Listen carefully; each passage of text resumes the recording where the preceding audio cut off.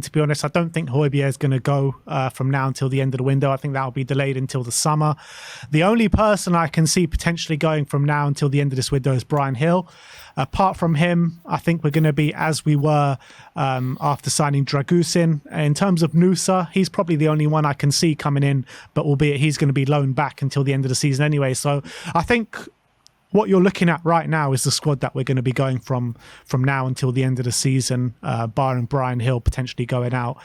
Sim, are you of the same thinking? Yeah, it's hard to disagree with that. Maybe there's an outside chance that we add on top of Anusa, maybe, and also a young midfielder who we loan back. We signed a loan back. There's a slight chance of that happening as well. I do see it being an unlikely situation. We get both in January, but if there's serious interest, maybe the guy from Borough, Hayden Hackney or Wharton, or maybe the guy from Antwerp, maybe one of those as well. We could potentially look to buy and loan back if Gallagher's really off the table, which I think it probably is. You know what I was thinking? If Borough go out the cup to Chelsea tonight, that could kind of speed up the Hayden Hackney thing a bit, because I couldn't see him going if Borough are in a cup final. But now, if they do go out tonight, there could be options there. I mean, I think if hopefully he scores as a parting gift. Let's hope so. I think if we're going to sign him, it's probably going to be a loan back anyway. So I don't know how much it affects it, unless we're really thinking about having him now. But again, I don't think that we don't sign a midfielder for now unless Højbjerg leaves, and we are going to be demanding quite a lot of money, I reckon, for Højbjerg, at least 25 million, I would assume. And I don't see many clubs in Europe being able to afford that without. Maybe a loan with an obligation, but even then they're going to be committed to signing him in the summer. And just teams around Europe don't have a lot of money to spend there. It's not like the Premier League. And I'm trying to look at teams in the Premier League who would buy him. He didn't want to go to Fulham in the summer. Who else is there? Would someone like Villa be interested? But they've got FFP issues. That's what I'm saying. Like, a lot of the teams that can afford him are like on the cusp of FFP. Yeah, Newcastle got FFP issues. I don't know if we would sell to Newcastle. So I just think it's too difficult to get him out at the moment. And maybe in the summer, if his price decreases to like 20 million, maybe there's more of a deal to be done with other teams. I do think Bryan Gil will leave. With Werner here and with potentially Nusa coming in, there's just no place for Gil. Even though Nusa's going to be back on loan, that surely shows that even next season, like, there's no space for Gil. There's no future for him. So I think he will leave. I think we will sell him permanently. I reckon a loan with an obligation, a cheap obligation. I reckon he'll be gone. I think Sessegnon will remain here, just because Davis is injured. I don't think anyone's going to come in for him. I don't think anyone's going to want to loan him right now. So I think, and maybe he could potentially be our backup left back for the rest of the season if he remains fit. So I think he will remain at Tottenham for the time being. And yeah, I think that will probably be the business that we do. I think there's a good chance that nothing happens from now to the rest of the season, no incomes or outgoings. But I think we will try. I think Nusa's probably the main one. I'm super excited about that potential signing. I think it's exactly the kind of player we need. And he's a player that gets bums off seats and is a profile that we're really missing in the front line. And also want to talk about maybe Troy Parrott. I want to know what you guys are thinking, because he's doing really well at the moment out in Holland. 6 goals and 3 assists, I think, in 15 games over there. I want to know what you guys are thinking in terms of next season. Is there any chance for you that there's still a future for him in the first team at Tottenham? Go with Amir. Sim, for me, I think that's his level. I don't think he's at the level of playing for us. Honestly, I've seen him here and there, and he's done all right, but I just don't think he's at the level to come back and play for us and help Amir, us though, out. a lot of people said that about Harry Kane at this stage of his career. Yeah. That's true, but I haven't seen enough from him to warrant bringing him back in, Ben. And I know that Dutch league, it's very, very misleading. Look at Vincent Janssen, someone that how many goals did he score over there? 30, 40 goals. He couldn't get a Ballon d'Or over here. So yeah, for Parrott, for me, it's a part ways. But I did just want to mention, Sim, you talked about that being the end of the transfers for us. Do you not think that we should be putting the pedal to the metal and trying to get players, even someone like Jonathan Rowe, who's looking really, really good, or even an Oscar Gloch to come in, someone who, if we wait till the summer, you might be looking at, huge teams coming in for these players. Do you not think that we should, go in and go get these players now while we have the chance, while we have this window of FFP? I feel like it's the prices are usually hiked actually in January rather than I know people have FFP issues. I actually think in that case there's actually a window post-season between May and June. I think the FFP has to be in by June, which is why we signed Richarlison. I think it's July the 1st, yeah. A week before that window. So I think in the summer there is that window, a month window after the season ends, to maybe get some deals. Although the Euros might complicate that, depending on if we're going for anyone who's playing in that competition. But I think when you're going for players in January, because team, they're leaving in mid-season, and teams have got their own ambitions between now and the end of the season to want to qualify for certain things or whatever, or stay up or whatever they want. I think by and large, there's very rarely will you get a cheap deal.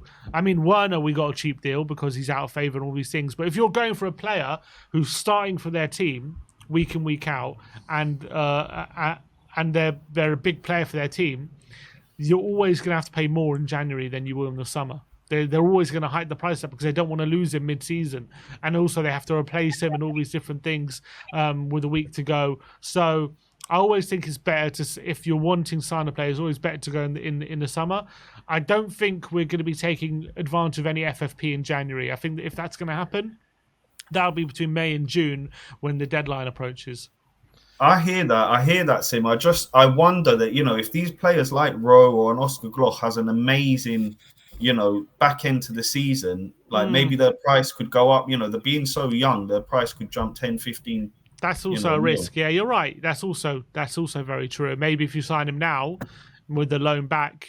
But I don't think we signed someone like Rowe and Anus. I think we probably only go for one of them because we do have a lot of players right now in the forward line. So yeah, it's always good to look to the future. But I think when it comes to signing players, I think we've done our scout and we think Anus is one we're going to push the button on. I do think we're looking at Rowe as well, but I don't know if we're going to push the button on both of them right now. Yeah, I think in the summer, we will look for another player in that attacking department. But in terms of now until the end of January, I think it's just going to be Noosa or no one, to be honest. But back what you're saying on Troy Parrott, I'm very interested to see what he's like in maybe a pre-season under Ange. And if he starts to look competent in a pre-season under Ange, then I think maybe we'll have a bit of a player on our hands. But if not, then I think this season puts a bit of value on his head as well. So I think it's a bit of a win-win for us, this Troy Parrott situation, to be honest.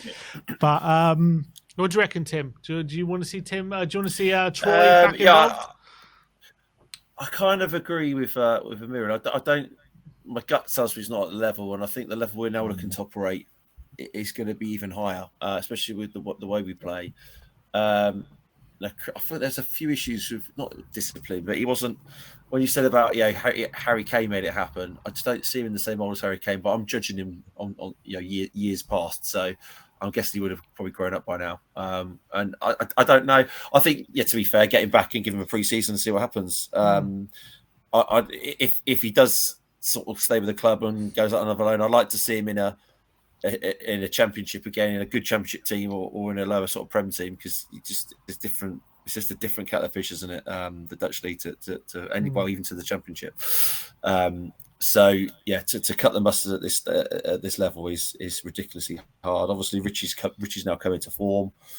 Obviously, Sonny's up there. I mean, there is that gap, isn't there, for a top striker, and someone's going to have it. So either we're going to go and buy someone, or there's a space there for one of these guys to take the opportunity. I mean, it would be amazing, wouldn't it, to get someone like just especially the season after Harry Kane leaves, just to get someone else that comes in and hits the ground running again. But my gut tells me he's probably not at that level. Or if he would have made it, he would have made it by now. It's kind of where. I mean, go push the boat out and get Dusan Vlahovic through the door. That's what I'm saying. He is banging form this season. A man off form last season. Everyone was like, nah, no to Dusan, no to Dusan. I'm telling you, get Dusan Vlahovic in the summer. Don't worry about centre backs. Don't worry about midfielders. Bring in Alfie Devine and Ashley Phillips to play the fringe and roles if they carry on their Plymouth form, and go get Dusan Vlahovic in. That's what I say. Yeah, but he's going to cost 100 million.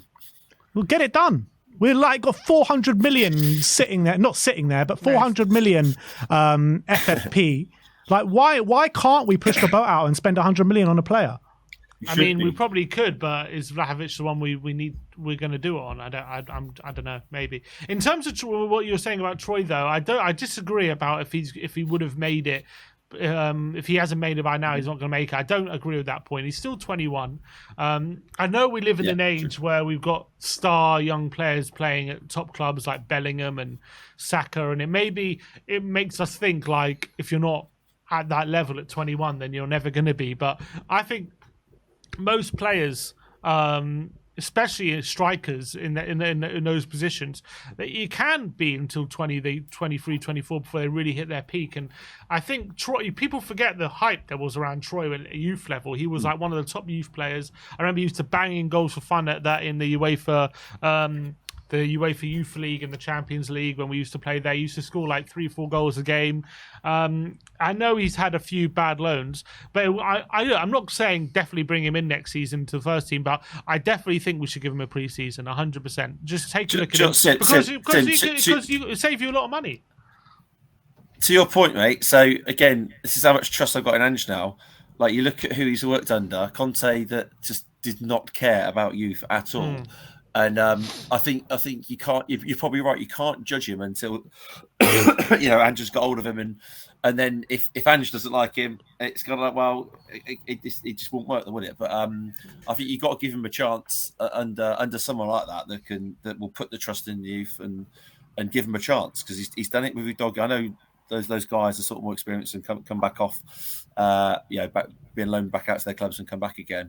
But he's put his ultimate trust in both of those two. Look at the seasons they're having; it's unbelievable. So, I do. Again, my gut tells me he won't make it, but again, who's to say? I'd love to be proved wrong, because if we could get someone like that's come through the ranks and make it, it would just be massive. It'd be absolutely massive, because again, that's the one thing Tottenham are real, as a fan, a diehard fan, the Harry Kane thing took him a long time, like you said, but he was one of our own, and it's just to bring a player like that through that ends up being the best player in the world. It's pride in your club, isn't it? Because we've sort of developed him, and it'd be great to get that with another player. You know who my dream signings are for the summer? I want to see Johan Bakayoko on the right-hand side. Proper one-on-one dribbler on the right-hand side. Pacey, trickery, knows where the back of the net is. And then either one of Santiago Jimenez or Dusan Vlahovic as the number 9. And I think and obviously Nusa in there as well. So if you have that, Sonny Nusa on the left, Brennan Kulusevski, I'd like to see more in the number 10, but Brennan Bakayoko on the right with Richie and one of Dusan or Santiago Jimenez as the front line. I think that's what you call an Ange front line, and it will spearhead us to the title race next season. That would be insane. But is that unrealistic? I don't know. We'll have to wait and see what kind of business we do in the summer.